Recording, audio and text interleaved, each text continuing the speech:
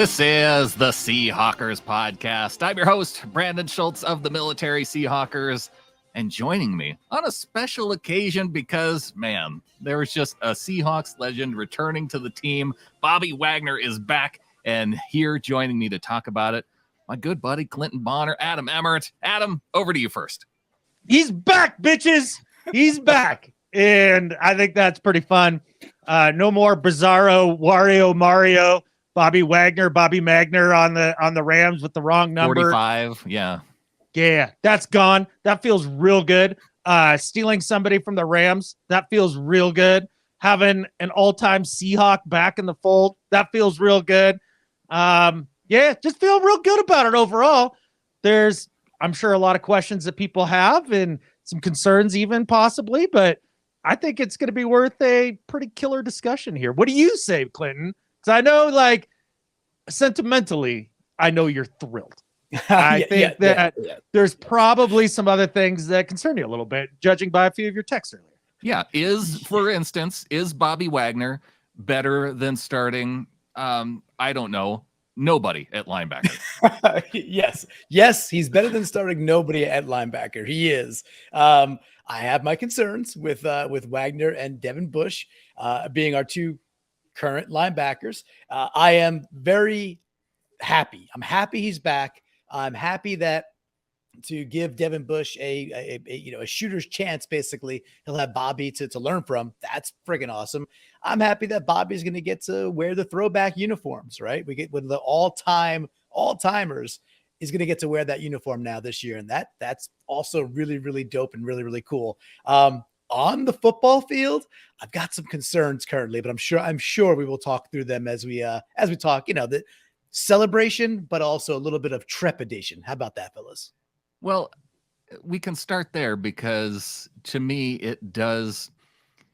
So far with some of the moves, you question whether or not it makes the team better. Going from Shelby Harris to Draymond Jones, you're getting younger and you're maybe projecting a little bit with Draymond that he's going to maybe improve. But in terms of, the pass rush, run defense, is he necessarily better in both of those areas than Shelby Harris? I don't know for sure, but maybe part of that is that I haven't watched more than a couple games worth of film on Draymond Jones. So there's that question there. There's the question of, is Jaron Reed, is he going to be able to return to form? Is that going to be a better move than having Quentin Jefferson? I like the upside better than Quentin Jefferson because I know that was his ceiling. And so with so many of these moves, you bring that question into each one of them. And I know for a fact, though, that Bobby Wagner is better than one of the departing linebackers in Cody Barton. Okay. I like that you started saying, who's he better than? I'd like to play a little game with you guys, all right? Because I was looking at this here a little bit. Yeah, available free agents, right? What's that? Available free agents? Available free agents, but this is more just people wondering about how good is Bobby right now and what is he worth, right? Like that's kind of what the big conversation is. So it's $7 million in overpay for Bobby Wagner. How much is an overpay? $7 million. Is okay. $7 million. All right. So let's take that premise. Let's take that premise because I think that's interesting. So let me throw some names at you. Eric Kendricks, better or worse than current Bobby Wagner? Worse. I'll put him on par. Okay. Levante David, better or worse than current Bobby Wagner? Better. On par. Okay, on par. All right. So a couple, not a consensus so far. All right. Devin White, better or worse than current Bobby Wagner? I don't really know his game that much, worse. to be honest. Yeah. I would concur with worse. Okay. Demario Davis, inside linebacker for the Saints, better or worse than current Bobby Wagner? Much better. I haven't watched Demario in a while. I don't know that one. Better. You think he's much better? He's one of the best linebackers in the league still. Yes, in my opinion.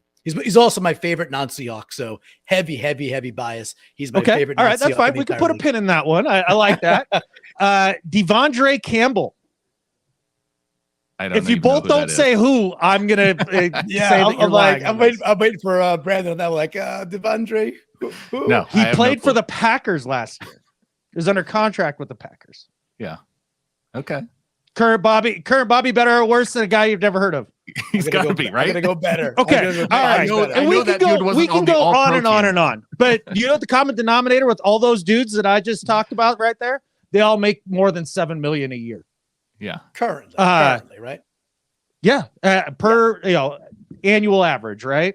The top of the market is $20 million with Roquan Smith, followed by Shaquille Leonard about 20 million, Fred Warner about 20 million.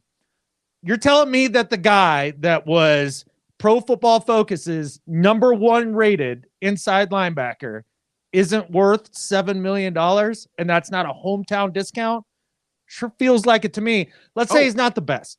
Let's say he's top 5. Top 5 guy right now, that would be Deion Jones. He's making 14 mil a year. Half the price. That. Yeah. I like the exercise and I appreciate it because I think it's good banter. I do think some of the real recent signings should be in the conversation though. You know, you had dudes like Aziz Al-Shair. His cap hit he went to the Titans, 2.25 million cap hit this year, 2023. Your guy Tranquil, that you really, Drew Tranquil went from the Chargers and he looked like he was going to go back to the Chargers. They somehow fumbled that. He's on the freaking Chiefs, a $3 million cap hit. $3 million cap hit 2023. Let's address that real quick because we don't know for sure what Bobby Wagner's cap hit is going to be for this next season. We've heard 7 million, right? But we also don't know if they're going to structure that in a way to where they put a dummy year on it, to where they pay him $1 million this year and then they kick $6 million to next year and can spread out the cap hit that way. Yeah, that'll be. Listen, we got to get the information from Bobby's agent, right? Right. Bobby's agent put out what he wanted to put out, which in this case was, I think, Quandre Diggs, actually, right? So was helping him out. If it's 7 million, if it costs 7 million, like it's a true 1 year and it all gets counted towards the cap this year, I do think it's a lot of money, and it doesn't matter, like in the sense that like. We need linebackers, man. We need linebackers. And yes, so like I'm just in this zone of like, I think we could do better with our money. Like if we kept Woods and signed Tranquil, I think that's a better 2-player combo than cutting Woods and Bobby back at 7 million. So I'm just doing this little other dimension with the calculations. At the end of it though, it's like I got to just suck it up and be like, well, who cares what Clint thinks? We need some linebackers. We got our All-Pro Hall of Famer back, and that's at the end of it, that's what really matters, I think. Oh, no doubt about it. And I do appreciate your perspective, right? Because you do look at it outside of a vacuum with all the other moves that have gone down, and especially with the Seahawks being relatively tight against the salary cap, and then by all accounts now in the red. As much as that actually matters in all that stuff, I'm sure there's machinations that will happen in depending on the cap hit, like Brandan had mentioned, and all that. But you do bring back a captain. You do bring back a guy with ties to the one championship in team history as you go out and draft a bunch of new dudes in guys to groom and that sort of thing. I think that's as important as about anything right now. I don't know that they were going to be able to fix this defense completely in one offseason. They're making a big move at it, but it looks to me that they're going to rely a lot on a lot of very young guys, rookies at D tackle, and maybe even some of the linebacker play and that sort of thing. So I was wondering, you guys think this move happens if Jordan Brooks doesn't tear his ACL? Does this happen? Well, I could see it maybe happening in bringing back Bobby and moving Jordan back to his previous position, and doing it that way, especially with the departure of Barton, right? So I could see it still being possible that way, yeah. And I think that's an awesome question. I think the answer is yes. And the reason, and the part that I like the most about the Bobby Wagner signing, besides the retro jerseys and getting a Hall of Famer back, like what it will do for us on the field. I do think he's rather suspect in his coverage at this point of his career. I think he gets exposed a decent amount in coverage.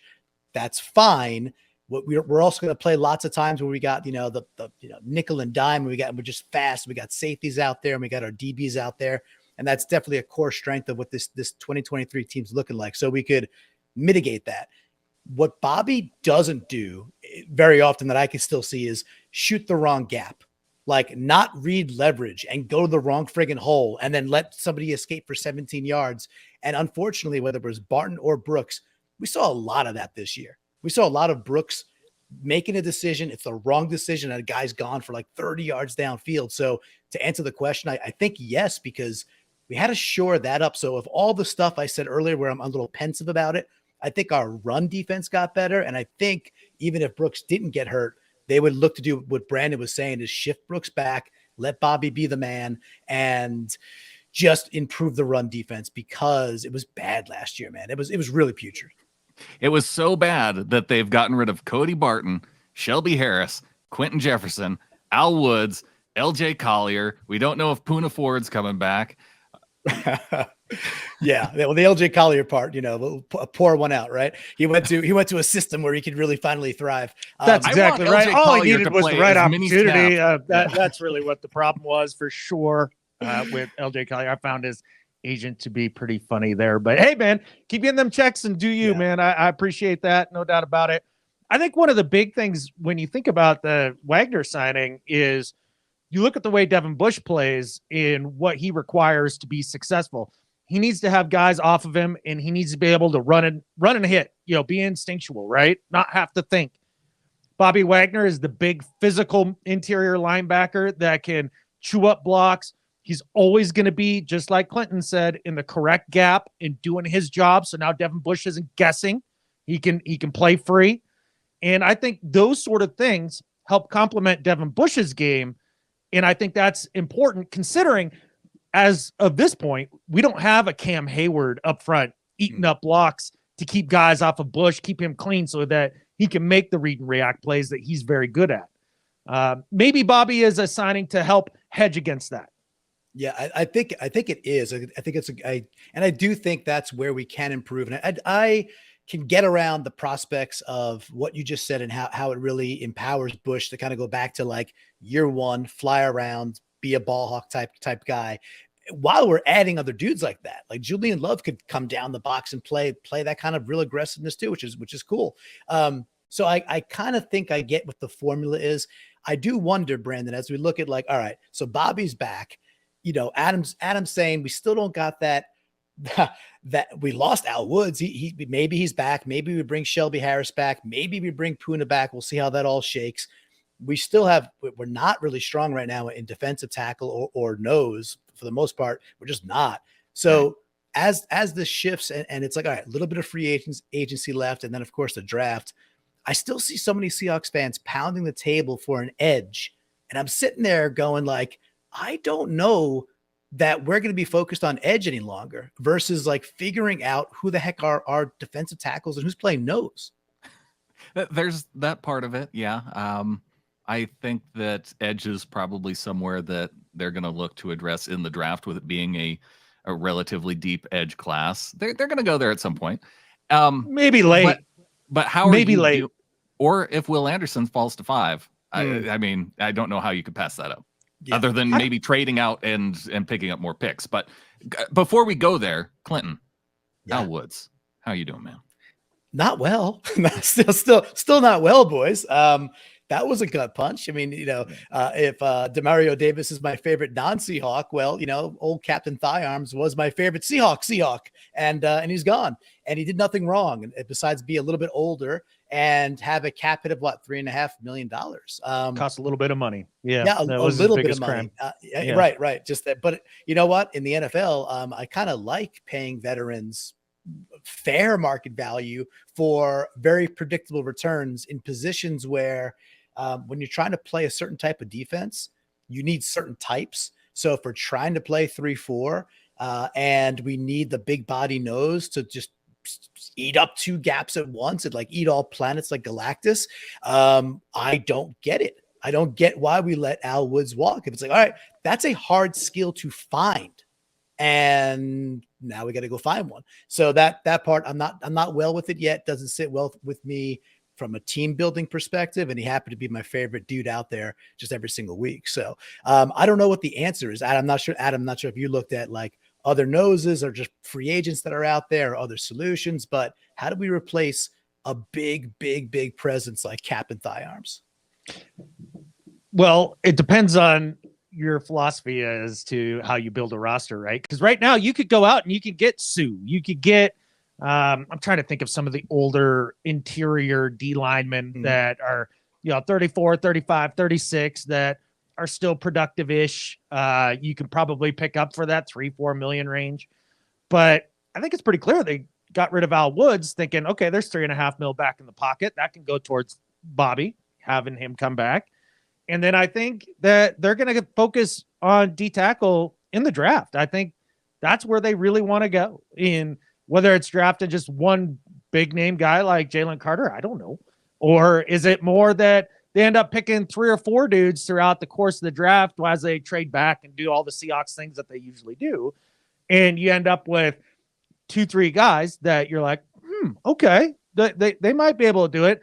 And it's not crazy to think, because that's what the Seahawks did last year, right? They jettisoned a bunch of veterans and they're just like, yeah, we're doing it with rookies. So if you question that, good luck with that. And they proved this all wrong, right? Like with our concerns, they could do the same here. And concerns with the idea of getting an edge. I don't think that the Seahawks are looking at edge. Now, again, if Will Anderson's there, sure. Okay, I get it. Right. And I think that Seahawks would pull the trigger on that.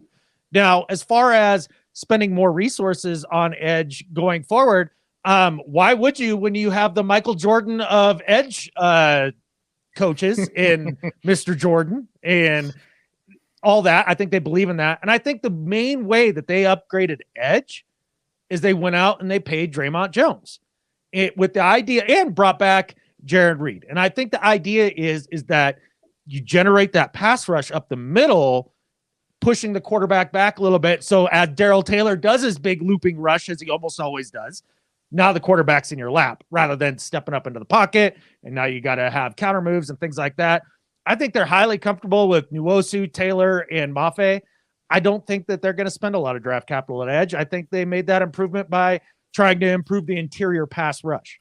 Yeah, and I can see that in terms of where they've spent their dollars. I think that when you're projecting who they're going to pick where in the draft, and when they have, 10, 11 picks right now, which could increase depending on where they end up, if they end up trading back. We expect that they will with one of the first couple first-round picks, right? Just because that seems to be what they always do. But maybe they'll surprise us. Maybe they'll go chalk. They'll go defensive line with the first pick, and then go center with the pick in the later in the first. Are they going to get John Jacob Jingleheimer Schmidt? They just might. So there's. I still love I love where we're at. I do, in the sense that I do question some of the moves, and I think we still have plenty of pieces. And I happen to agree, Adam, that I don't. Besides Will Anderson, that's a run the ticket up there. You kind of got lucky. Adito had 17 sacks 2 years ago. Who could just probably the best edge guy, and then there's probably a shelf like right away. Just go get the guy. Cool. But then I happen to agree that to me I think we really want to just get that interior pressure going, whether that's dudes like Kalijah Cansey, I think from Pittsburgh, who's kind of like they say he's like Aaron Donald Light, or Keanu Benton, I think he's from Wisconsin, right? There seems to be a swarm of dudes who can play interior defensive tackle and maybe some nose. The big thing for me too is I think I said this one of the last couple times we chatted, that in the NFL last year, there were only 19 guys who had over 10 sacks, 10 plus sacks, 19 players. 4 were on the Eagles. Okay. So, 15 other dudes between 31 teams. Seattle had 2 guys at 9.5 sacks, and they got Boye Mafe, who actually played pretty good edge, and maybe his sack numbers improve. It just, to me, it's more evidence that it's not an edge problem. And how many times would Nwosu kind of come around the bend and flush a quarterback, but there was no internal pressure so they could escape, or they can make that pass at the last second.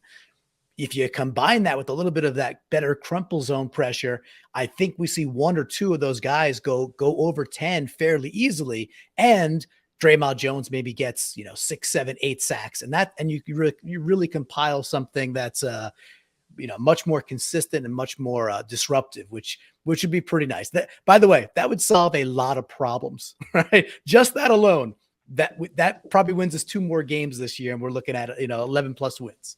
I also wonder if on the interior part of the line, if they are pushing some chips in on Alton Robinson coming back healthy this year and being a contributor. It's just a name we haven't talked much about, and I got to wondering about the other night. I was like, he's on the team, right? Still. And yes, coming back from injury last year, and a bigger body dude that can come in and play the interior, especially on passing downs.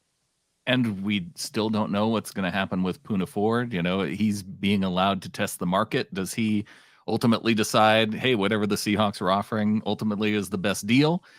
Maybe there's some of that. Maybe they're fine with moving on from him, just like they were with all the other positions too. And we'll have to see how that goes. But I have to ask you, starting with Clinton, how are you liking the Seahawks selfie tour with the quarterbacks at all these top quarterbacks? Yeah, I actually love it. And I love it not because it's I don't buy into the quarterback piece of it. I just don't think we're going there.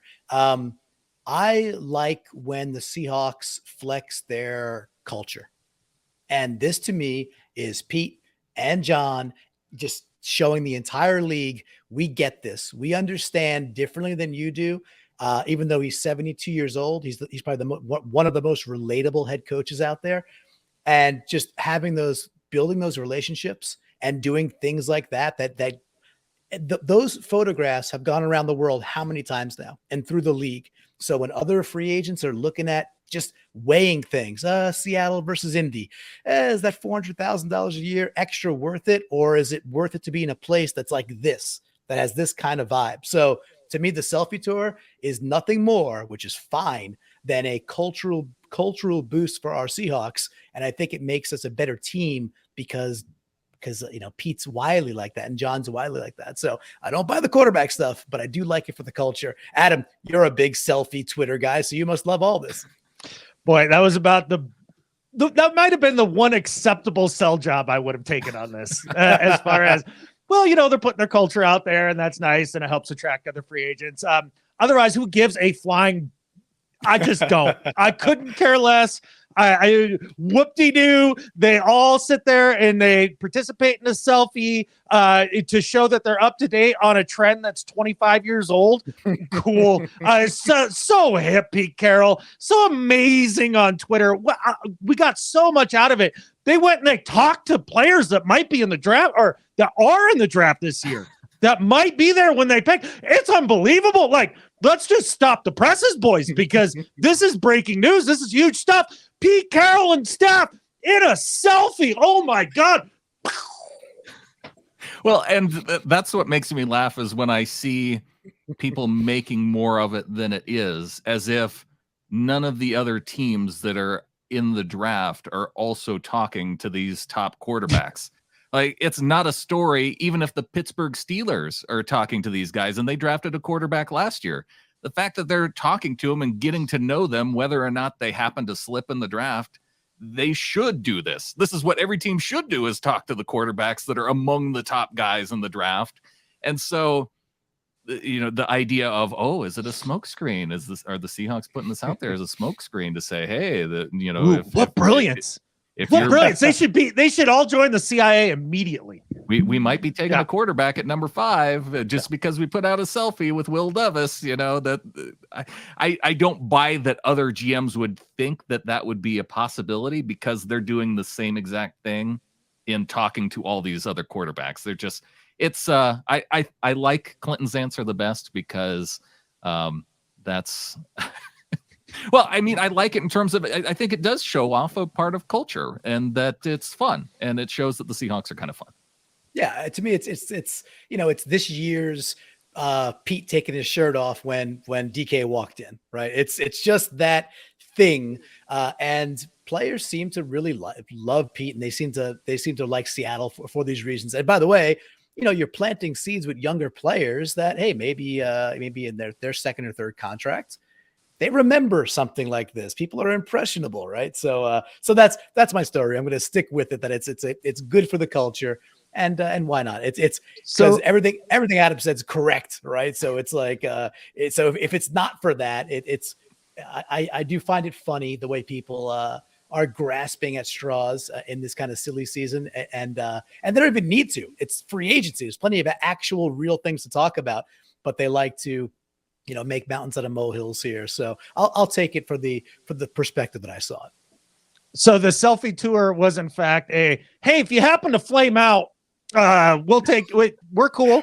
Remember that we do. Cool. You can come back here. We'll give you a shot again.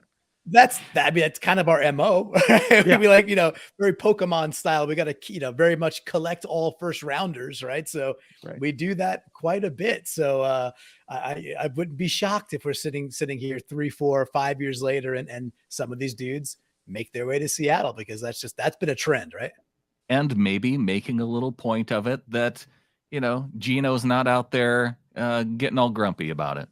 Oh my stars. You mean to tell me that Gino is secure in himself enough as a human being and as a professional to not take it personal when the organization goes and does organization things? Unbelievable. That's, how would I put it? Refreshing. Wow. Amazing. That's amazing. Hey, one more thing we could dig on the Broncos about while we're doing it. Did you guys see who they signed as their all-star backup center? Oh, is it Justin Kyle Britt? Fuller, baby. Oh, Kyle.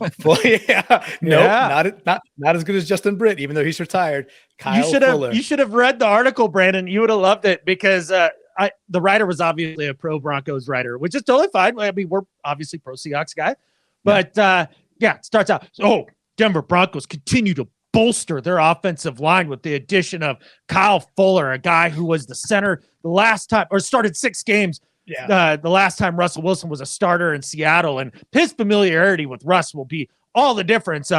He also didn't start at all last year, and he kind of sucks, but whatever. That's what that, like, it was in parentheses, like at the end of the statement. It was great. Oh, well, I mean, we could write articles like that for every team. I mean, you could have Marquise Goodwin makes the Browns so much faster at wide receiver, right? Or Travis Homer, like Justin Fields now has more help in the backfield, especially on third down. Yeah, and a potential future Hall of Famer, like as if Travis Homer might have been the next TD. So I love that. Adam, in one of your last videos, you called him like the check down, the give up play guy. give up play hero, right? So which is totally fun. Homer and those dudes, nothing but the best. Goodwin was good for us for a year. He played a role. He was good. I'm gonna miss his backflips on victory formation. Victory formation backflips. Oh, they definitely were special, right? Especially just to dig on the Broncos one more time, especially in week 1 in the action green, right? It was like, what's he doing? It's doing a backflip. That was amazing. The piece of Goodwin was when Goodwin got hurt, our offense did stall, which is kind of neat to just be like, okay, cool. Recognize that we need a third, legitimate, either wide receiver or like another type of tier tight end, and go get that. You've got draft picks. Use the 20th, use the 37th, somewhere in there. We hold enough draft capital that, like, I feel like we could treat ourselves kindly defensively and add a legitimate weapon, and we literally could do both. That doesn't happen that often. So, like, do that thing. I see so many people like, just defense. Like, yeah, I get it. And you're not wrong. And we really need that third wide receiver. So I'm so hopeful that Seattle sees it that way. And I look at the Goodwin, miss that he doesn't come back as a opportunity. It's great. That's a void.